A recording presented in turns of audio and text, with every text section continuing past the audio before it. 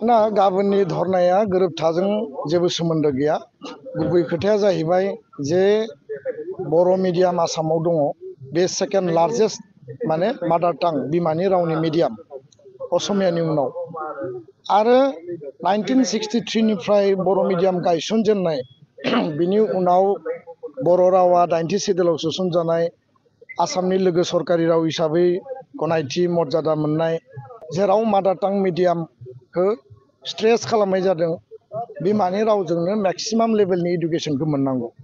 फारसेथिं फान्डामेन्टेल मौलिक अधिकार, बेबायदि पर्यायाव बर' मिडियामनि जि मोनसे गोलाव समनि जि जार्नि, थाखो 1 निफ्राय थाखो 10, दिनै थाखो 12सिम बर' मिडियामा माने स्कुल लेभेलाव सोलोंथाइ लानो हानाय बेबस्था जाबाय।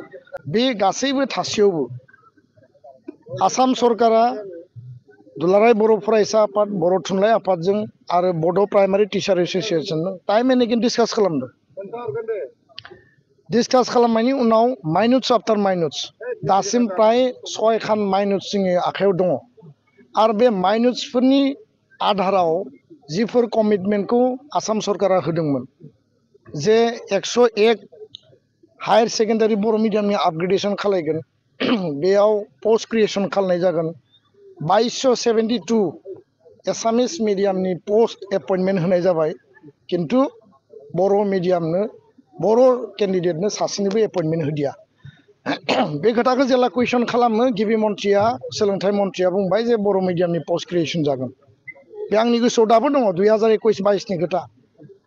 आरो बिनि उनाव दिनै 101 हायर सेकेन्डारि आपग्रेडेसननि प्रसेसा बिथांमोना खालामा होनना बुङाखै, जाया होनना बुङाखै, हाया होनना बुङा, किन्तु टाइम डिले खालायो। जि टाइमाव जि खामानिखौ मावनांगौ आरो जायनि थाखाय जोङो गोसोआव दुखु मोनदों। आरो बेखायनो जोंहा माहारियारि आफाद हिसाबै गणतान्त्रिक आवाज होनायनि जोंहा अधिकार दङ। जों मालाबा सावरायगोन, मालाबा धरना होगोन। आसाम जुडिसियेल सार्भिसाव बर' राव थिसननांगौ, जायनि थाखाय बर' स्टुडेन्ट, बर' केन्डिडेटफ्रा कुनु CGM आरो सेसन कर्टआव जाज जानो हानायनि एग्जामखौ पास खालामनो हायाखै। हाइकर्टआव न्यायाधीश जास्टिस जानांगौ, बेखौ दिनै बिथांमोना सुबिदाखौ मोनाखै। CTET, आसामा दिनै टेट खुंलिया, CTET-जोंनो बिथांमोना एपइन्टमेन्ट होगोन। आरो बे CTET-आव लेंगुवेज वानआ बर'आ गैया। दा गैयाबा, टेटबो खुंलाबा बर'नि भबिष्यतआ बहा? बर' मिडियाम स्कुलाव टिचारा बहानिफ्राय फैगोन? एपइन्टमेन्टआ बहा जागोन?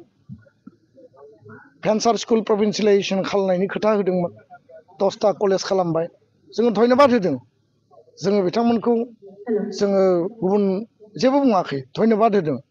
किन्तु आदार high school, higher secondary, LP, ME जेराव नाम्बार लिरखानाय दङमोन, बे नाम्बार लिरखानायफोरखौनो बिथांमोना मावाखै। दा बेखायनो गाबोनो जोङो गणतान्त्रिक पन्थाजों जोंनि रिसेन्टमेन्टखौ जों दिन्थिफुंगोन।